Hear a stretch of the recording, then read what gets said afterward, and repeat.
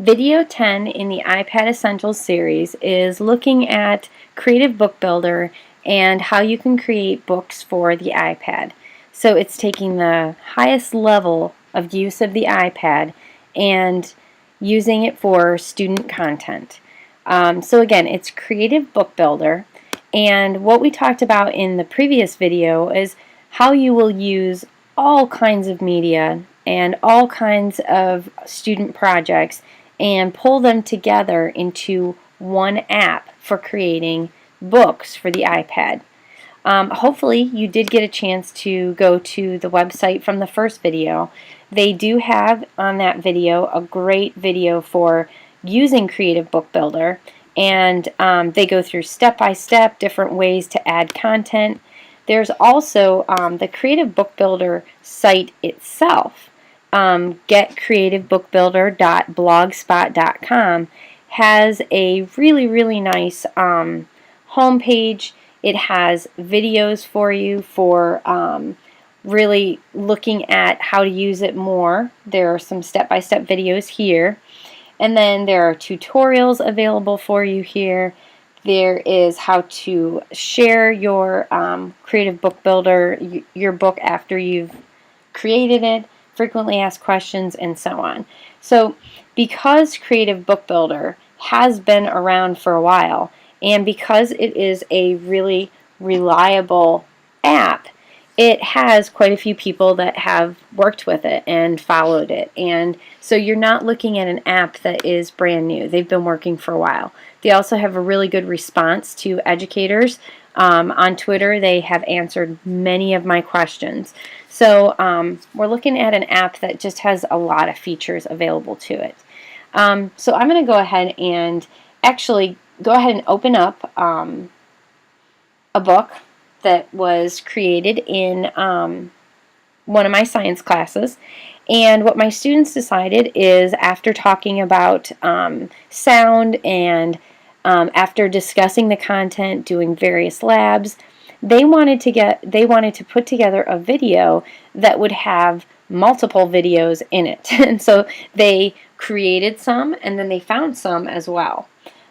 So each chapter, what they decided to do was talk a little bit about sound energy and then show a video that they had created using iMovie. Now, this is just one page or one chapter here, but each individual part, from where it says title to where it has this text here as a paragraph, they had to pre-write all of this before they put it together. So this actually takes quite a bit of organization. It takes the students time to really develop an understanding of the content and, again, figure out how to teach someone else this information.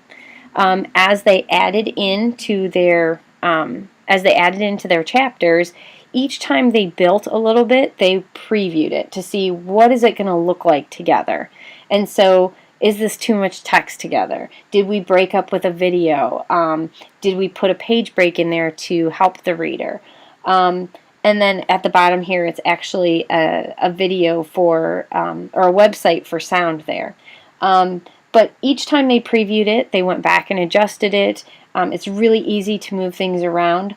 Oops, all you do is go ahead and edit it, and you can actually pull things, and by clicking on the right side here, I can move it around and change the order of the different parts of the chapter. When I am ready to add a new section to it or a new part to it, it's as easy as hitting the plus button.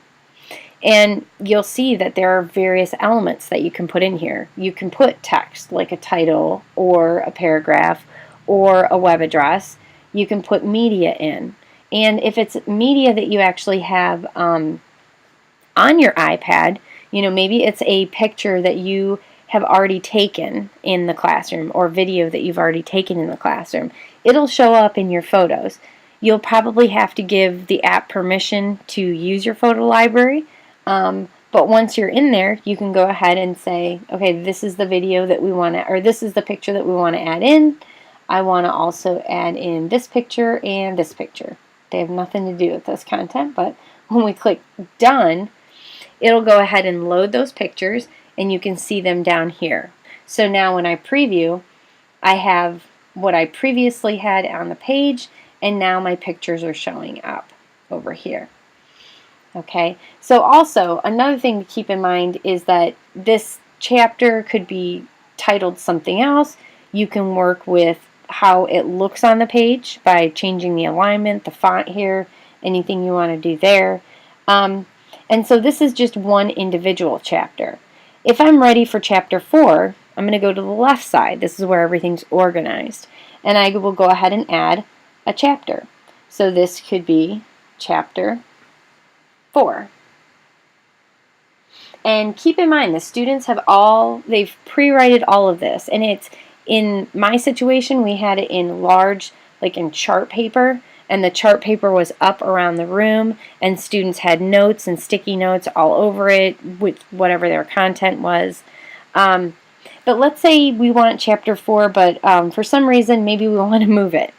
Just like on the right side with the individual content in the chapters, you can go ahead and just hit edit on the left side here, left bottom, edit, and I can go ahead and move this chapter wherever it needs to go. Hit done. So it's the navigation part of it. I actually practiced building a book before I built one with my entire class. I built one with my daughter, and we just played around with it. We figured out how to how to change the title of chapters, how to go ahead and move them around. We had fun playing with, what exactly could you put into a chapter. But this is the step that I recommend for any teachers working with the iPad. Before you do a project with your students, go ahead and do a practice fun one on your own.